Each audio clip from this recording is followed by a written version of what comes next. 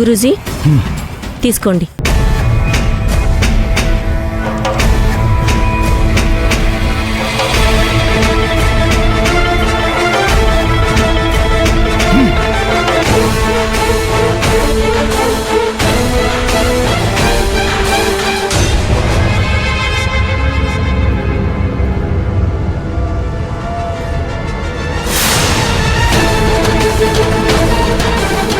ఈ బిడ్డని నేను దత్తత తీసుకుని నా బిడ్డని కాపాడుకున్నాను.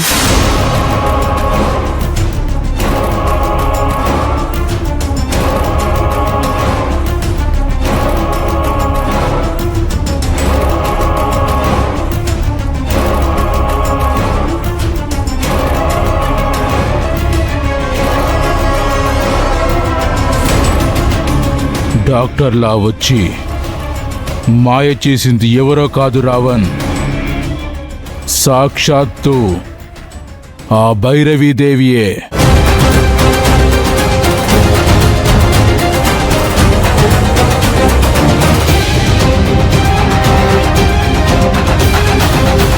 నేను ఇదంతా నమ్మలేదు. అంతకుముందు డాక్టర్కి కాల్ చేశాను, అప్పుడు కనెక్ట్ అయింది. ఇప్పుడు కనెక్ట్ అవడం లేదు. లేని నెంబర్కి కాల్ ఎలా వెళ్తుంది రావణ్?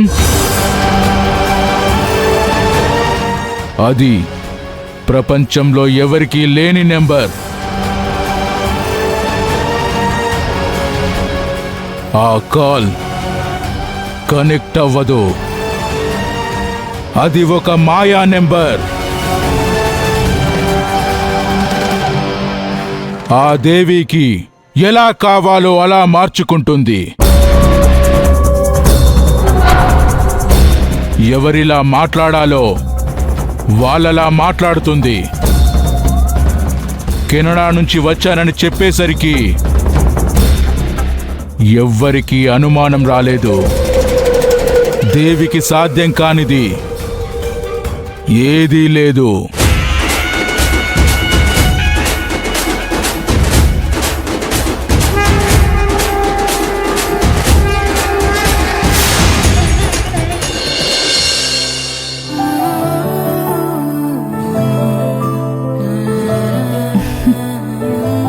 అమ్మా, అందరూ డాక్టర్ని దేవుడు అంటారు కదా, నువ్వు నమ్ముతావా?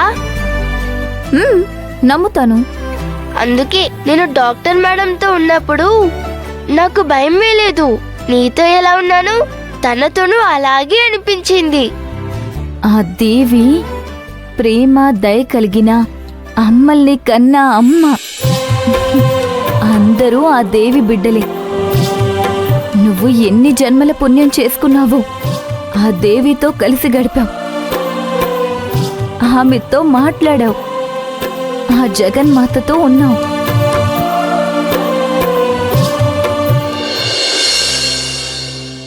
నమ్మడం నమ్మకపోవడం అది నీ ఇష్టం.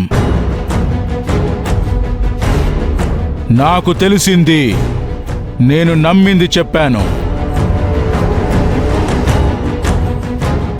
సరే, నేనొక ఆశ్రమం కోసం ప్లేస్ చూడమన్నాను కదా, దాని గురించి ఏమైంది?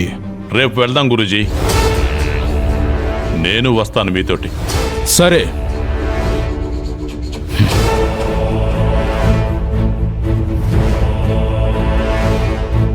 రావణ్,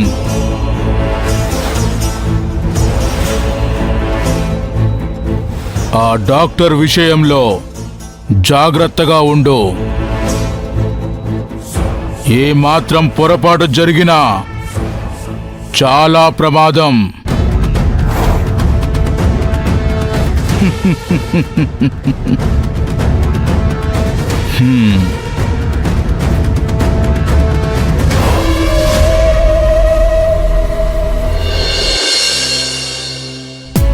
అమ్మా, దేవుడికి ప్రేమ దయ ఇంతేనా ఉండేది?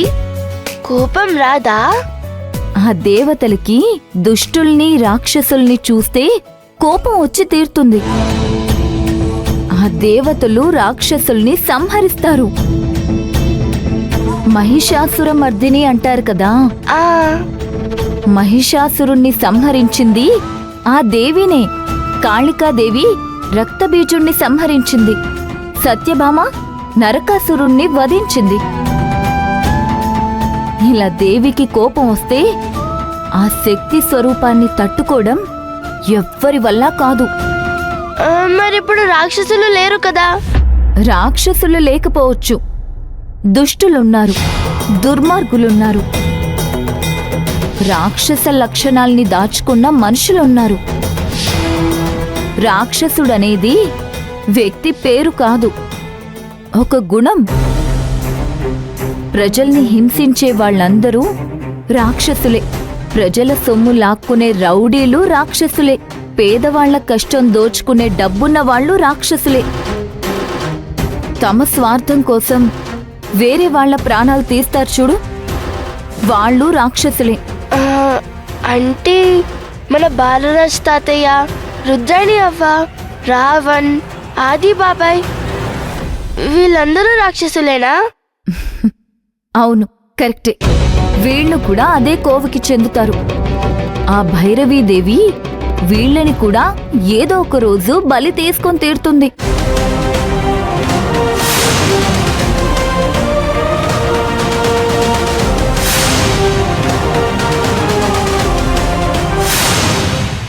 ఏంటి రావణ్ బాయ్, గురూజీ ఎందుకంత వ్యంగ్యంగా నవ్వుకుంటూ వెళ్ళిపోయాడు? నేనాయన మాటని నమ్మలేదని ఆయనకి అర్థమైంది. అందుకే అలా నవ్వుకుంటూ వెళ్ళాడు. ఆయన చెప్పిన దాంట్లోనూ నిజం ఉండొచ్చు కదా? ఏంటి నిజం? అర్జున్ చస్తాడని చెప్పాడు, కాని బ్రతికే ఉన్నాడు. ఆయన చెప్పేదంతా నిజమే అయినట్లయితే శివగామిని మనం ఎప్పుడో సర్వనాశనం చేసుండేవాళ్ళం. ఆశ్రమానికి స్థలం కావాలంట. ఆ ఆశ్రమానికి మంచి చోటిప్పించి ఆయన్ని అందులో కూర్చోబెట్టాలంట. మనం ఆ డాక్టర్ని మనతో పెట్టుకుని శివగామిని అంతం చేద్దాం. బాలరాజ్ కాక మీరు పని చేయండి. ఆ భవానీకి డాక్టర్ నెంబర్ తెలిసే ఉంటుంది, అది తెలివిగా సంపాదించండి. ఇలాంటి పని చేయడానికి మళ్ళీ మళ్ళీ అవకాశం దొరకదు. నా టాలెంట్ ఏంటో చూపిస్తాను.